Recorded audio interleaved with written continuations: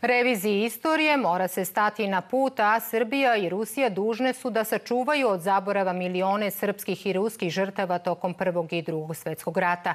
To je zaključak zajedničke komisije poslanika dva parlamenta koja je zasedala u Moskvi. Saglasni su da se što pre formira zajednički institut za očuvanje istorijskog sećanja. Iz Moskve Ivana Tatomir-Konjević.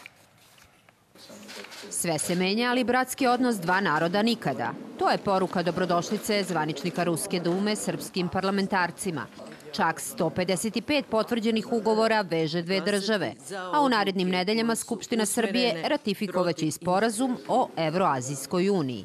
Dozvolite mi da ovom prilikom istaknem da Republika Srbija, polazeći i potvrđujući svoju suverenost i nezavisnost svoje međunarodne pozicije, nikada nije i neće uvoditi sankcije Ruskoj federaciji. Gojkovićeva se još jednom zahvaljuje za podršku teritorijalnom integritetu Srbije i ističe da vekovna zajednička borba obavezuje dva naroda da sačuvaju sećanje na istinu.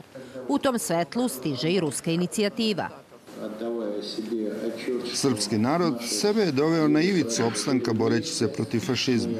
Imajući u vidu kolike su žrtve u Drugom svetskom ratu dale i Srbija i Rusija, predlažem da se formira zajednički institut za čuvanje istorijskog sećanja, a sprečili reviziju istorije. To je izuzetne važnosti za srpski narod, za Republiku Srbiju, jer mi smo u poslednje vreme takođe žrtva jednog pokušaja revizije sveukupne istorije čovečanstva. Domaćin novog okupljanja srpskih i ruskih poslanika do kraja godine biće Beograd.